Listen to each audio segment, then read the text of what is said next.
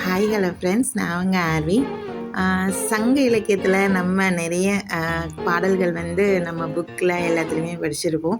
அப்படி நம்மளுக்கு நம்மளுடைய அன்பின் வெளிப்பாடை திணைகள் வாயிலாக தான் சொல்லியிருப்பாங்க. என்னடா புதுசாக இன்றைக்கி கிளாஸ் அப்படின்னு நினைக்காதுங்க. குறிஞ்சி திணையில் வர ஒரு அழகான காதல் தான் இது.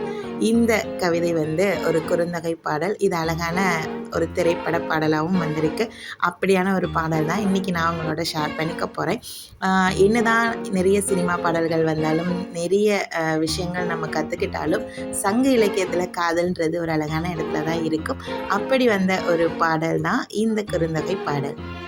யாயும் ஞாயும் யாராகியரோ எந்தையும் நுந்தையும் எம்முறை கேளீர், யானும் நீயும் எவ்வழி அரிதும் செம்புல பெயல் நீர்போல் அன்புடை நெஞ்சம் தாம் கலந்தனவை. என்னன்னா, உங்கள் அப்பா யாருன்னு தெரியாது, எங்கள் அப்பா யாருன்னு தெரியாது, உங்கள் அம்மா யாருன்னு தெரியாது, எங்கள் அம்மா எந்த வழி ரிலேட்டிவ்னு தெரியாது. இப்படி யாருன்னே தெரியாதப்போ நீயும் நானுமே யாருன்னு தெரியாது. அப்படி இருக்கிற ஒரு சுச்சுவேஷனில் வானத்தில் இருக்கிற அழகான மலை ஒரு செம்மண் நிறைந்த ஒரு இடத்துல கலந்து அதுவும் அதே கலராக மாறுறது போல் நானும் நீயும் யாருன்னே தெரியாமல் ஒன்னோட ஒன்றா மீட் பண்ணி நம்மளுடைய காதலில் இப்படி இணைஞ்சிருக்கோம். நம்மளுக்கு பிரிவுங்கிறது எப்பயுமே கிடையாது அப்படிங்கிறதான் இந்த பாடல் வரிகள். இங்கே இருக்கிறதுல நிறைய விஷயங்கள் அப்படி தான்.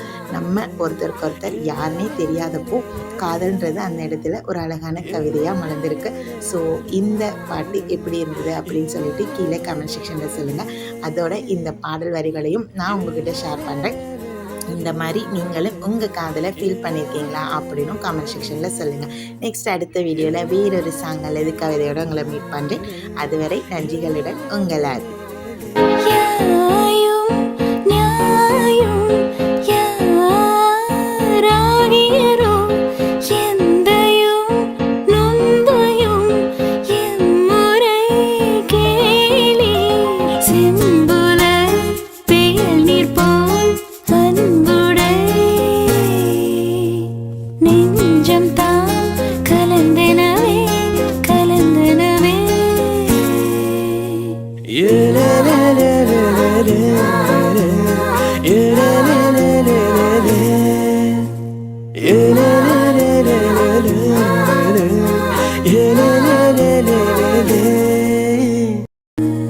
யாயும் ஞாயும் யாராகியரோ